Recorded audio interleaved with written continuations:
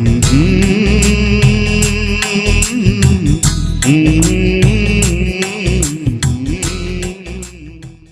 यीशु नासरी, आज जुम्बिश तू कर, भर दे सामर्थ से और अभिषेक कर। हे यीशु नासरी, आज जुम्बिश तू कर। खुदावंद यीशु मसीह के कुद्दूस मुबारक और जलाली नाम में आपको सलाम, शालोम, प्रेज द लॉर्ड। और बेहद दिली खुशी हो रही है कि मैं फिर एक बार आपके संग खुदा के कलाम को लेकर परमेश्वर की मर्जी को आप तक पहुंचा सकूं और आपसे कुछ समय के लिए यीशु की बातें कर सकूं। हालेलुया। हमने बहुत बातें पूरे दिन में करी, बहुत बातें हमने अपने जहन में अपने आप से करी। आओ थोड़ी देर अपने कान को खुदा के पुत्र खुदावंद यीशु मसीह की बातों की ओर लगाएं, उसके जीवन की ओर लगाएं, ताकि वो हमें और मजबूती प्रदान कर सके। वो दिखावे का जीवन जिसे हम जी रहे हैं अब हकीकत से वाकिफ हो सके, जिसके द्वारा खुदावंद हमें उन्नति, तरक्की और रूहानी तंदुरुस्ती इनायत कर सके। हालेलुया। और मुझे बेहद खुशी हो रही है और आपको इस बात की मुबारक बात देते हुए दिल में बड़ा इत्मीनान हासिल हो रहा है कि आप मेरे संग कंधे से कंधा मिलाकर खुदावंद की खिदमत कर रहे हो। प्रियो, आओ हम फिर से इस खिदमत में आगे बढ़ जाएं। और अगर आपको आशीष मिल रही है तो मैं फिर आपसे रिक्वेस्ट करूंगा, इस वीडियो के लिंक को कॉपी करके किन्हीं 10 लोगों तक जो प्रभु के वचन को नहीं सुन सकते हैं, प्रभु के वचन में प्रभु के भवन तक नहीं आ सकते, आप उन तक इस को पहुंचाएं, कॉपी करके उनके लिए प्रार्थना करें। और मैं विश्वास करता हूं आप उनकी रूहानी तरक्की का कारण, उनकी आत्माओं को जीतने का कारण होगे और प्रभु यीशु मसीह आपको बरकत देगा। Praise the Lord. कल हमने सीखा था कि प्रभु यीशु मसीह का जन्म किस प्रकार हुआ। वो पवित्र था, वो निर्दोष था, वो निष्कलंक था। और उसका जन्म इस दुनिया में जैसे मनुष्य पैदा होते हैं, संसारिक मनुष्य पैदा होते हैं स्त्री पुरुष के सहयोग से, वैसा नहीं था। वो परम पवित्र परमेश्वर का एकलौता पुत्र पवित्र आत्मा के द्वारा इस दुनिया में आया। हालेलुया। हालांकि उसके संसारिक माँ बाप यूसुफ और मरियम रहे, लेकिन मैं आपको बताना चाहता हूँ खुदा के लोगों, मरियम भली भांति इस बात को जानती थी कि जो उसके गर्भ में है वो परमेश्वर की सामर्थ के द्वारा, पवित्र आत्मा की सामर्थ के द्वारा है। और यीशु मसीह अपने पूरे जीवन काल में जब तक उसकी सेवकाई का समय पूरा नहीं हुआ, कहीं कहीं उसका जिक्र मिलता है कि वो यरूशलेम भवन में पाया गया।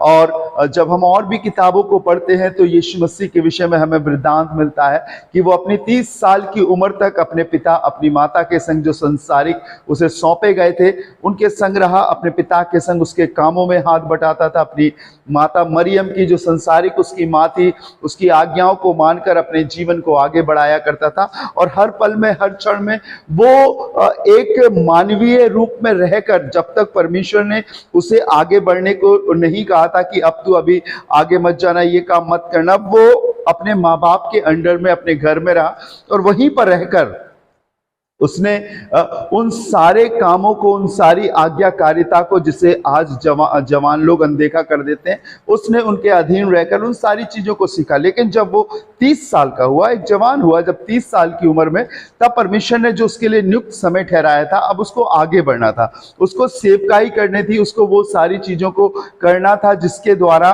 इस दुनिया में ये सिद्ध हो जाता कि वो परम पवित्र परमेश्वर का इकलौता पुत्र है। Praise the Lord.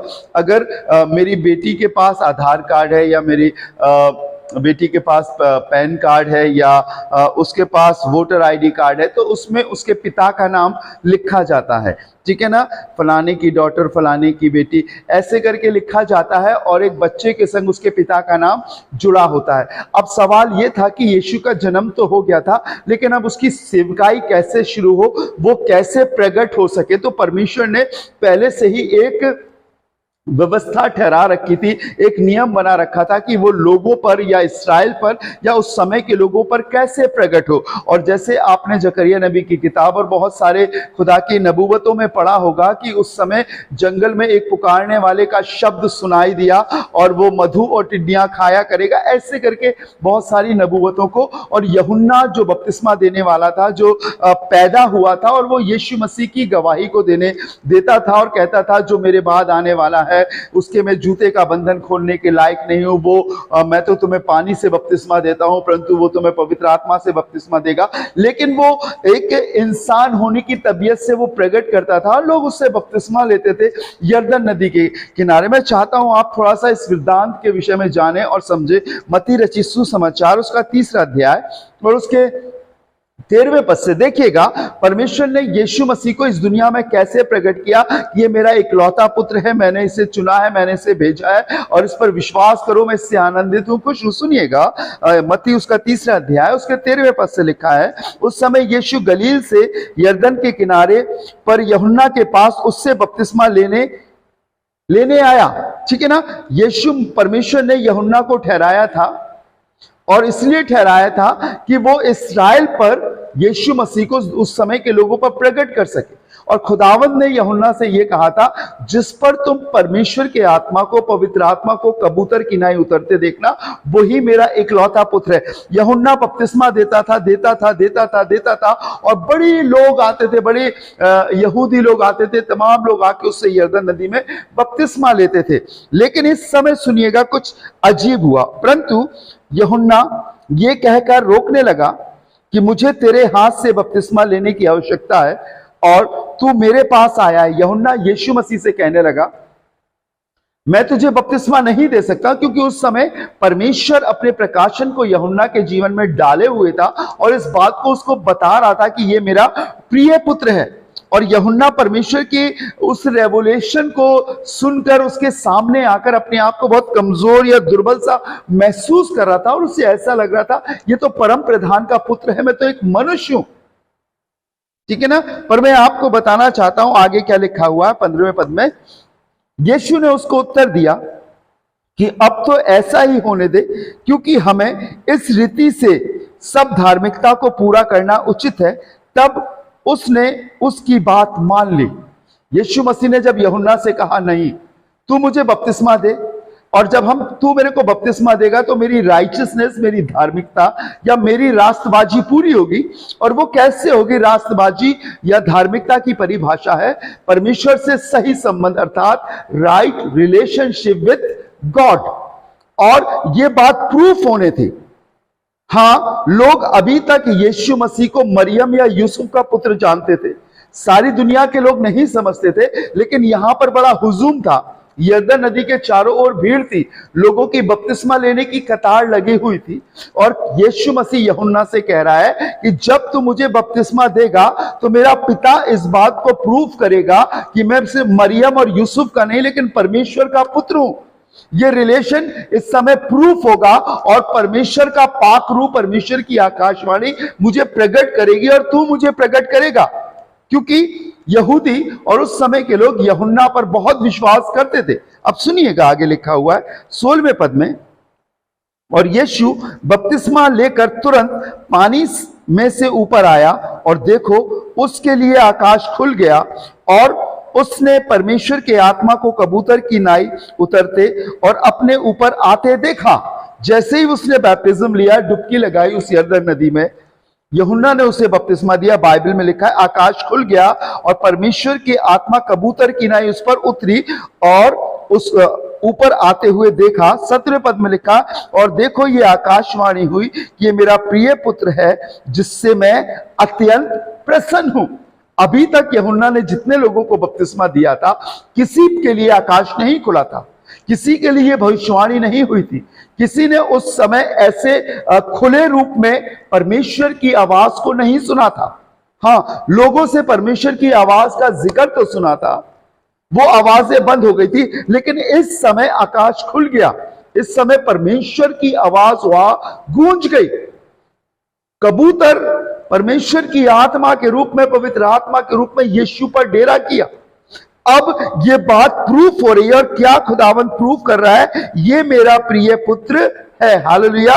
जैसे एक बच्चे के पीछे उसके पिता का नाम होता है, वैसे ही इस दुनिया में परमेश्वर ने इस बात को प्रूफ किया उस यरदन नदी में, जब आकाश खुल गया और कहा यीशु मसीह मेरा इकलौता प्रिय पुत्र है। हालेलुया। कितनी अच्छी बात है। जब किसी घर में कोई बेटा या कोई बेटी का जन्म होता है तो लोग उस बेटे और बेटी के को देखकर उसके माँ बाप से कहते हैं कि देखो तुम्हारे घर में बेटा पैदा हुआ है, देखो तुम्हारे घर में कितना सुंदर बेटा पैदा हुआ है जो तुम्हारे वंश को आगे चलाएगा। ये बेटी कितनी अच्छी है, इसकी शक्ल इस पर गई है, इस पर गई है, इसके माँ बाप इसकी नानी पर गई है, दादी पर गई है। लेकिन सुनिएगा, यीशु मसीह के लिए उसके पिता ने कहा ये मेरा प्रिय पुत्र है जिससे मैं आनंदित हूं। खुदा के लोगों, यीशु की बातें करते हुए मुझे बड़ा दिल में हर्ष महसूस हो रहा है। मैं नाचीज हूं, मैं तुच्छ हूं। मैं हर रोज खुदा से दुआ करता हूं, मैं कोशिश करता हूं कि ज्यादा से ज्यादा समय में खुदा के संग गुजारूं। अगर 24 घंटे में कुछ लम्हों के लिए मुझे सोना पड़ता है, अपने शरीर को विश्राम देना पड़ता है, लेकिन उसके बाद जब मैं अपनी चैतन्य अवस्था में आता हूं तो मैं कोशिश करता हूं कि मेरे विचारों में, मेरी सोचों में वो मंथन चलता रहे और मैं यीशु के अपने जीवन में बसाए रखूं। मैं आपको बताऊं, ये दुनिया के लोग नहीं जान सकते मेरा रिलेशन मेरे प्रभु से कैसा है। लेकिन हाँ, जब कोई असंभव चीज या जब कोई निराश या जब कोई बीमार या जब कोई हताश शख्स आता है और जब हम खुदावंद यीशु के नाम से उससे बातें करते हैं तो उसे इल्म होता है कि ये खुदा का जन है। सोचिए प्रभु के लोगों, जब यूहन्ना बपतिस्मा यीशु मसीह को दे रहा था तो बाइबल में लिखा है आकाश खुल गया और ये भविष्यवाणी, ये आकाशवाणी हुई, ये मेरा प्रिय पुत्र है। परमेश्वर ने सिद्ध किया कि यीशु मसीह मनुष्य का नहीं, किसी स्त्री पुरुष के संयोग से नहीं, लेकिन ये मेरा प्रिय पुत्र है। हालेलुया। और आज मुझे और आपको ये बात बहुत अच्छी तरीके से जानना पड़ेगी, पहचानना पड़ेगी अपने जीवन में। यीशु मसीह कोई देवता भगवान नहीं है। यीशु मसीह परमेश्वर का इकलौता पुत्र है। यीशु की बातें करते हुए मैं आपको आगे ले चलना चाहता हूं। और जब यीशु मसीह का बपतिस्मा हो गया और जब वो बपतिस्मा लेकर आगे निकल आया, उसके बाद यूहन्ना ने बपतिस्मा देना बंद कर दिया। यीशु मसीह ने बैप्टिज्म नहीं दिया, यीशु के चेले बपतिस्मा दिया करते थे। और उसके बाद यूहन्ना बपतिस्मा देने के वाले के संग एक घटना हुई जो कभी मौका मिलेगा मैं आपको जिक्र करूंगा। उसे जेल खाने में डाल दिया गया, उसका सिर काट दिया गया और उसकी मृत्यु हो गई। वो यीशु को प्रकट करने के लिए एक जरिया था। परमेश्वर ने यीशु मसीह से पहले उसे भेजा था और वो भी पवित्र आत्मा की सामर्थ के द्वारा पैदा हुआ था। हालेलुया। मत्ती रचित सुसमाचार 4 अध्याय पहले पद से सुनिएगा। तब उस समय आत्मा यीशु को जंगल में ले गया ताकि इब्लीस से उसकी परीक्षा हो। इब्लीस अर्थात शैतान, लूसीफर, वो दुष्ट जो परमेश्वर के और परमेश्वर के लोगों के अगेंस्ट हमेशा युक्तियां बनाता है और उन्हें भ्रमित कर कर गलत रास्ते की ओर ले जाता है। बाइबल में लिखा है तब उस समय आत्मा यीशु को जंगल में ले गया। परमेश्वर का आत्मा यीशु मसीह को कहां ले गया? जंगल में ले गया ताकि इब्लीस अर्थात शैतान से उसकी परीक्षा हो। इससे पहले कि यीशु मसीह किन्हीं मौजज़े के काम को करता, परमेश्वर के काम का प्रचार करता, लोगों पर प्रकट करता, मैं आपको बताना चाहता हूं आत्मा, परमेश्वर का आत्मा यीशु मसीह को जंगल में ले गया और एक ऐसे हाथ में ले गया जो परमेश्वर का सबसे बड़ा बैरी और दुश्मन अर्थात शैतान, इब्लीस, लूसीफर, वो ले गया और यीशु मसीह को वहां पर छोड़ दिया। 40 दिन तक लिखा हुआ है वो 40 दिन और 40 रात निराहार रहा। अंत में उसे भूख लगी। तब परखने वाले ने पास आकर उससे कहा, यदि तू परमेश्वर का पुत्र है तो कह दे कि ये पत्थर रोटियां बन जाएं। शैतान यीशु मसीह की परीक्षा करने लगा। 40 दिन और 40 रात वो निराहार रहा। ना तो उसने पानी पिया और ना उसने अन्न खाया। उपवास के साथ वो जंगल में रहा और शैतान उसे सांसारिक अभिलाषाओं की ओर भ्रमित करने के लिए, सोचिए, समझिए, जब शैतान परमेश्वर के इकलौते पुत्र यीशु मसीह की परीक्षा कर सकता है या परख सकता है, तो मैं और आप किस खेत की मूली हैं? मेरे और आपको यह जानना है कि हमारा विश्वास हर घड़ी परखा जाता है, हमारा समर्पण हर जगह हर समय परखा जाता है, हमारा डेडिकेशन हर समय परखा जाता है कि हम ईमान में हैं या नहीं है, हम विश्वास में हैं या नहीं, हम दिखावटी जिंदगी जी रहे हैं कि हकीकत में हम खुदावंद की रूह की हिदायत में या अगुवाई में आगे बढ़ रहे हैं। और यहां पर शैतान आकर यीशु की परीक्षा करता है और यीशु से कहता है कि क्या लिखा है। परखने वाले ने कहा कि इन पत्थरों से कह दे कि ये रोटियां बन जाए। 40 दिन और 40 रात जब वो निराहार रहा, उसको रूहानी तंदुरुस्ती या उसको रूहानी खुराक कौन दे रहा था? सुनिएगा उत्तर क्या लिखा हुआ है। उसने उसको उत्तर दिया कि लिखा है कि मनुष्य केवल रोटी ही से नहीं परंतु हर एक उस वचन से जो परमेश्वर के मुख से निकलता है जीवित रहे। इस बात को उसने शैतान को कहा।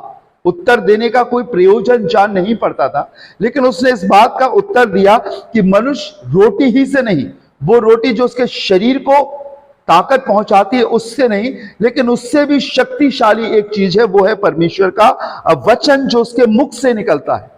अगर आप खुदावन और खुदावन के कलाम को, वचन को अपने जीवन में अहमियत दोगे, तो मैं आपको बताऊं, संसारिक अभिलाषा या भोग विलास या पूर्ति जो हमारे शरीर के खाने की है वो दूर हो जाएगी। और यीशु शैतान को यह बात बताना चाहता था कि तू इस बात को समझ ले कि जिंदगी इस संसारिक रोटी से संसार तक की है, लेकिन एक ऐसी रोटी है जो खुदा के मुख से निकलती है, जो वचन के रूप में निकलती है, जिसे हम ग्रहण करते हैं और वो हमारे रूहानी जीवन को वरन संसारिक जीवन को भी तंदुरुस्ती और पूरी परिपूर्णता और कहना चाहिए कि पूरी तौर से वो मजबूती प्रदान करता है। और यीशु ने जब उससे यह कहा तो लिखा है 5वें पद में, तब इब्लीस अर्थात शैतान उसे पवित्र नगर ले गया और मंदिर के कंगूरे पर खड़ा किया और उससे कहा, यदि तू परमेश्वर का पुत्र है तो अपने आप को नीचे गिरा दे, क्योंकि लिखा है कि वो तेरे विषय में अपने दूतों को आज्ञा देगा कि वे तुझे हाथों हाथ उठा लें, कहीं ऐसा ना हो कि तुझे तेरे पांव को पत्थर से ठेस लगे। लिखा है, शैतान कहने लगा, यदि तू परमेश्वर का पुत्र है। सोचिए जरा, अभी कुछ ही समय पहले परमेश्वर ने प्रकट होकर उस यरदन नदी में, जहां बहुत भीड़ थी और यूहन्ना बपतिस्मा देने वाला बपतिस्मा दिया करता था, खुदावंद ने यह आकाशवाणी करी कि यह मेरा प्रिय पुत्र है। अब शैतान उसे उसी की बात में फंसाना मांग रहा कि यदि तू है। कई बार मैं और आप भी शैतानी चक्रव्यूह में फंस जाते हैं और बहुत ज्यादा उत्साहित होकर, जरूरत से ज्यादा एक्साइटेड होकर, या कहें कि ओवर कॉन्फिडेंस में आकर हम कुछ ऐसे काम करने लगते हैं जिसमें हम बहुत फंस जाते हैं। और शैतान यीशु मसीह से कह रहा है कि यदि तू परमेश्वर का पुत्र है। सोचिए, कई बार शैतान हमारे जीवन के अभिषेक को लेकर, हमारे जीवन की अनॉइंटिंग को लेकर, हमारे उस छुटकारे को लेकर सवाल करता है कि यदि तू है, तेरे अंदर है, तो तू उस काम को कर।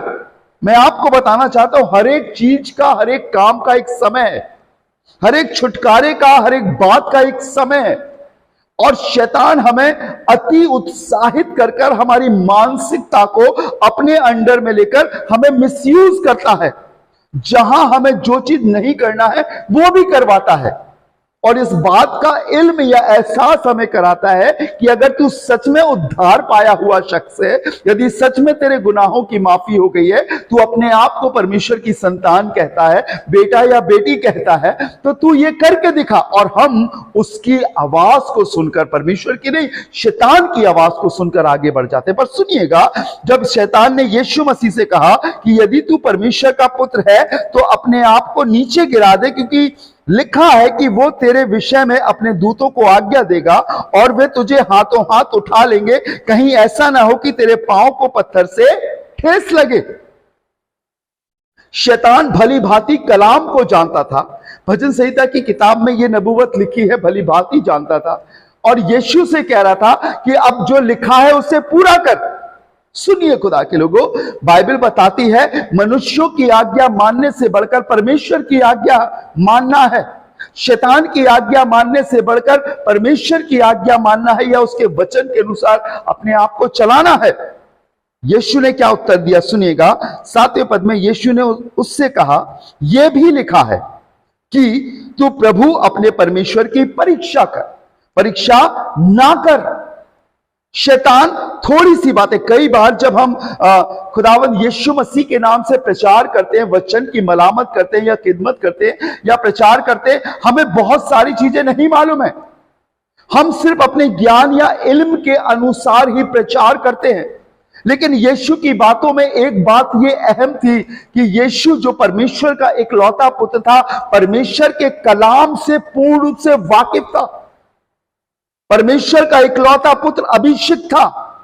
वो कहता है कि मैं उस काम को करता हूं जो मैं काम अपने पिता को करते हुए देखता हूं। मैं अपनी नहीं लेकिन अपने भेजने वाले की मर्जी पूरी करने के लिए आया हूं। धार्मिकता के द्वारा, आकाशवाणी के द्वारा यह रिलेशन सिद्ध हो गया था कि वो खुदा का बेटा है। और यीशु मसीह उससे इस बात को कह रहा है कि तूने वचन तो बोला है लेकिन तूने पूरा वचन नहीं बोला है। अधूरे ज्ञान होने के कारण, पूरा डेडिकेशन ना होने के कारण, परमेश्वर का अभिषेक ना मिलने के कारण, अनॉइंटिंग ना मिलने के कारण हम लफ्जी रूप में ज्ञान की बातें और कुछ वचन की बातें तो प्रचार करते हैं, लेकिन ना उसके आगे हमें कुछ आता है, ना आगे पीछे कुछ आता है। कहते हैं ना, आगे कपाट और पीछे सपाट। आपने पढ़ा होगा खुदा के कलाम में लिखा हुआ है,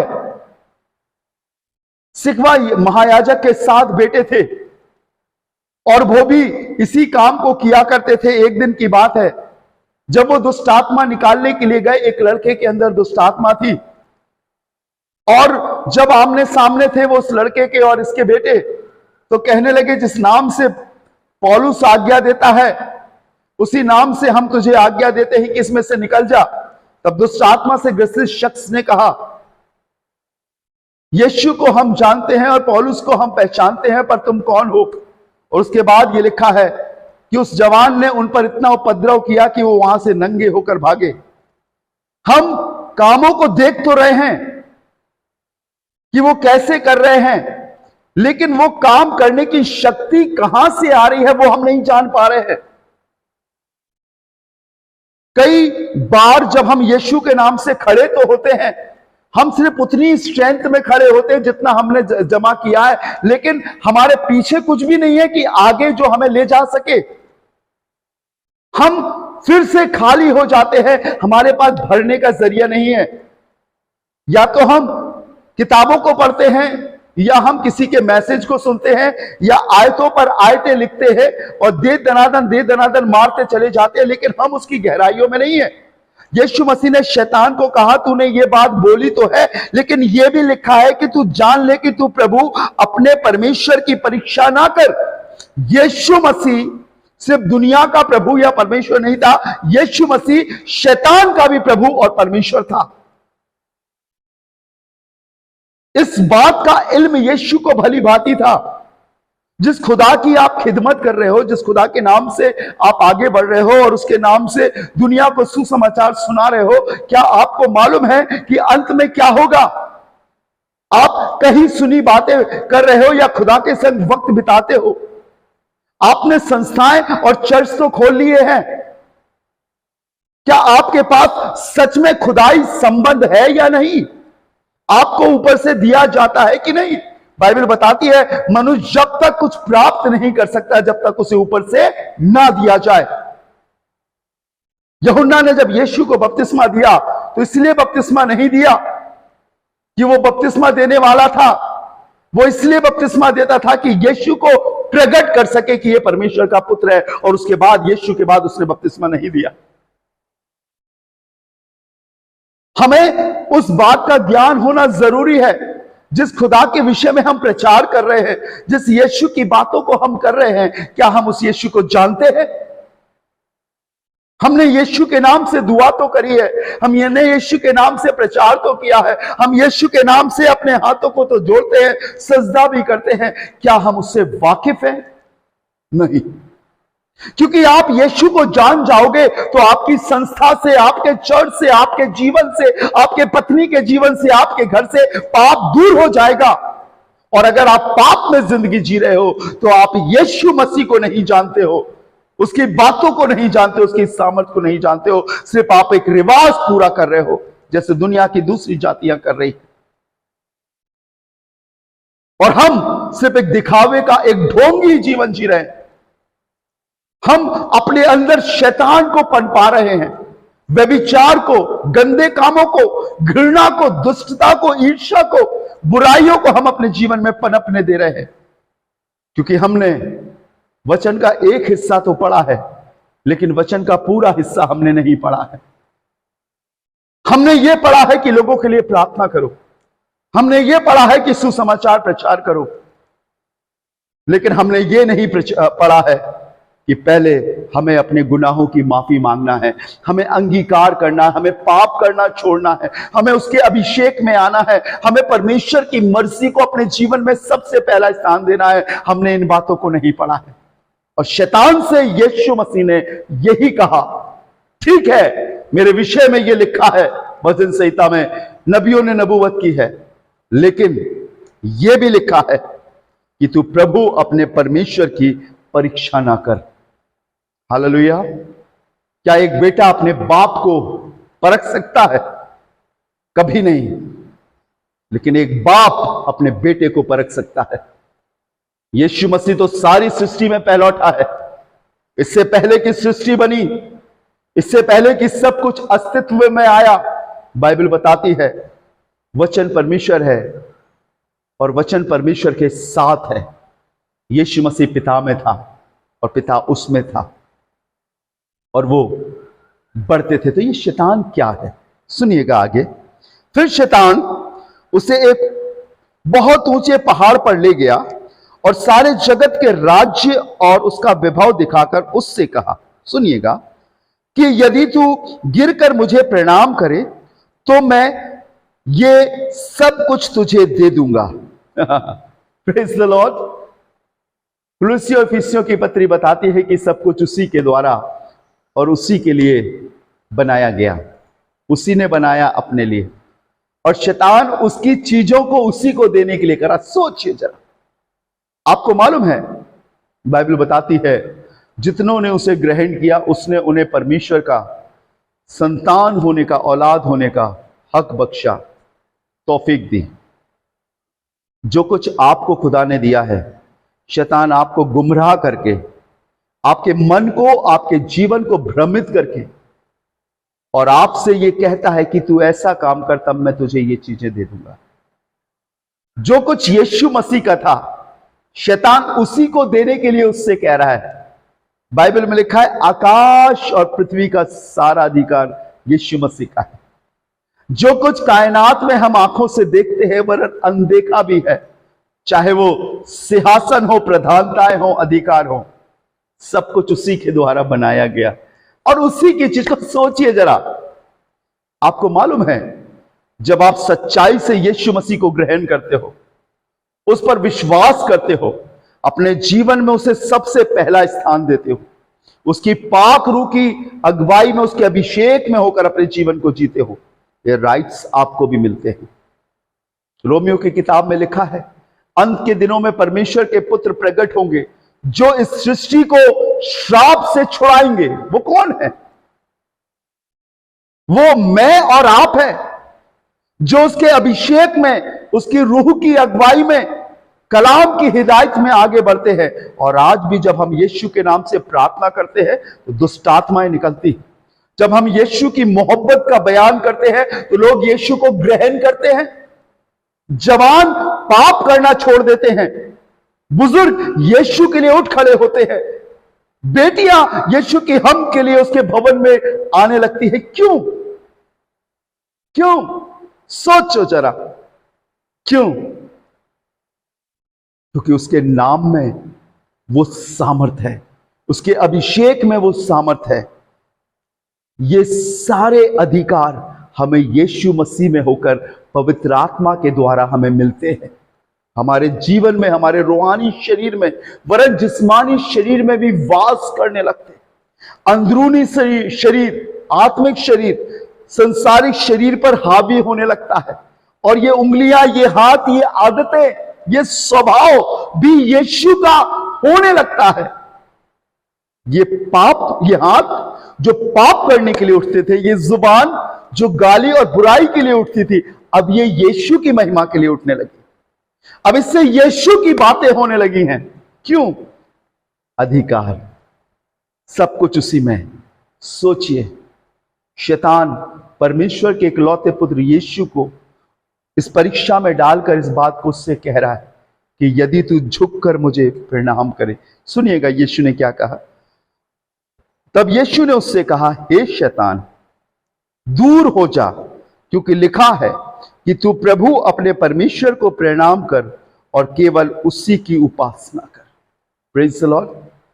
अगर आज हम ढेरों जगह सजदा करते हैं, ढेरों जगह हाथ झुकाते हैं, ढेरों को हमने अपने घर में स्थान दे रखा है, अपने जीवन में स्थान दे रखा है, अपने कामों में स्थान दे रखा है, तो आप भटक जाओगे, आप बर्बाद हो जाओगे। बाइबल में लिखा है कि यदि कोई सच्चाई को जानने के बाद भी जानबूझकर गुनाह करता है तो उसके गुनाहों के लिए कोई माफी नहीं है। अगर आप सच्चे खुदावंद यीशु को जानने के बाद भी अपनी ताकत पर, अपने आप पर घमंड करते हो या भरोसा रखते हो, आप श्रापित हो, नष्ट हो जाओगे। खुदावंद यीशु ने शैतान को जवाब दिया कि हे शैतान, मेरे सामने से दूर हो जा, क्योंकि लिखा है कि तू प्रभु अपने परमेश्वर को प्रणाम कर और केवल उसकी उपासना कर। यदि उपासना के योग्य कोई है तो वो है खुदावंद। यदि महिमा के योग्य है तो वो आपका बनाने वाला। स्तुति और प्रशंसा के योग्य कोई है तो वो है खुदावंद यीशु मसीह, और कोई नहीं है।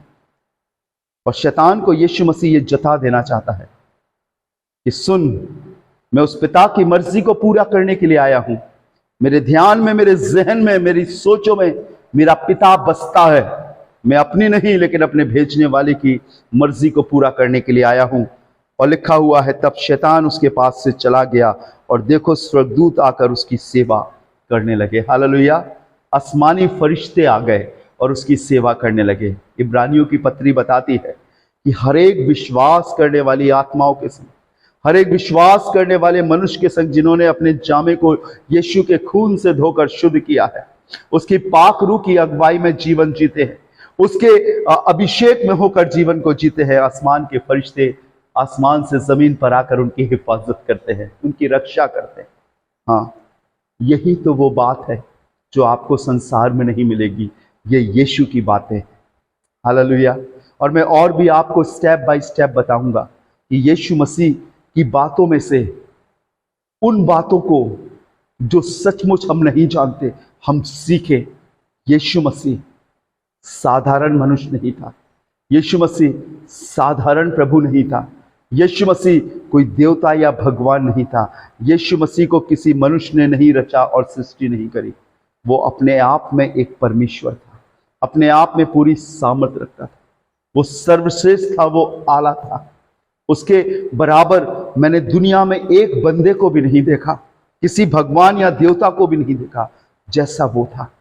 और उसने शैतान का सामना किया और प्रत्येक बातों में उसने वचन से उसको उत्तर दिया। और आज यदि आप इस संसार में रहकर शैतान पर फतेह प्राप्त करना चाहते हो तो खुदा के अभिषेक में, खुदा के कलाम का मेडिटेशन करना, उसके वचन को पढ़ना, उसके वचन का मनन करना, उसके संग समय बिताना शुरू कर दो। उपवास रखना शुरू कर दो, प्रार्थना करना शुरू कर दो। जब आप उपवास रख के प्रार्थना करते हो तो मैं आपको बताऊं, आप परमेश्वर की सामर्थ को अपने जिस्म में अलाउ करते हो कि प्रभु मैं परमिशन देता हूं कि तेरी पवित्र सामर्थ मेरे अंदर डेरा कर सके, वास कर सके, और यीशु मसीह मैं तुझ में होकर, तेरे कलाम में होकर अपने आप को बना सकूं और बढ़ा सकूं। जब आप उपवास रखते हो तो अपनी शारीरिक अभिलाषाओं पर कंट्रोल कर लेते हो, अपनी आत्मा की बातों पर ध्यान करने लगते हो, परमेश्वर की बातों पर ध्यान करने लगते हो, और अपनी आत्मा की सुधि लेकर आप उसके प्रति सजग और सतर्क हो जाते हो। उपवास रखना शुरू करो। बहनों बेटियों, आपके घर में शैतान ने कब्जा कर रखा है, दुष्ट आत्माओं ने आपके घर में डेरा कर रखा है। आओ उपवास सहित प्रार्थना शुरू करो और शैतानी बंधन टूटेंगे, ढीले होंगे और खुदावंद यीशु आपको आजाद करेगा। हालेलुया। यीशु की बातों में ये बात बहुत जरूरी है। तैयार हो जाइए ताकि हम उस परीक्षा से आगे निकल सके और यीशु हमें जयवंत कर सके। अपनी आंखों को बंद करेंगे, दुआ करेंगे। राजाओं के राजा, प्रभु के प्रभु, हम आपका धन्यवाद देते हैं। आप जीवित और सामर्थी परमेश्वर हैं। तेरे कलाम के लिए मैं हृदय से शुक्रगुजार हूं जो हम पर तूने प्रकट किया। और इसलिए नहीं प्रभु कि हम इस संसार के हैं, पर इसलिए क्योंकि तूने हमें संसार से निकाल लिया है, हमें चुन लिया है कि तुझ अद्वितीय परमेश्वर की सामर्थ को हम जान सकें। यीशु मसीह, हम आप में होकर जीना चाहते हैं। यीशु मसीह, हम आप में होकर बढ़ना चाहते हैं। यीशु मसीह, हमारा एक एक पल आपके संग और आपकी बातों में, आपके मनन में, आपके अभिषेक में गुजर सके। कोई ऐसी अनर्थ बात हमारे जीवन में ना होने पाए। आज हम आपसे प्रार्थना करते हैं, यीशु जी हम पर अपने आप को प्रकट करें, सुनने वालों पर प्रकट करें, ताकि ये तेरे कलाम से वाकिफ हो और यीशु की बातों में से इन अहम बातों को सीखकर ये अपने आप को तैयार कर सके। आपका आना बहुत नजदीक है और प्रभु आप अपने लोगों को अब चुन रहे हैं। आप बुला नहीं रहे लेकिन चुन रहे हैं ताकि प्रभु वो आ सके। खुदावंद मैं चाहता हूँ इन्हें बरकत दे, इन्हें सिखा, इनकी मदद कर और अपने अनुग्रह के द्वारा प्रभु इन्हें एक नई शुरुआत दे ताकि इनका जीवन बदल सके।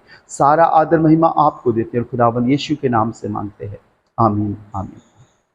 Praise the Lord, hallelujah.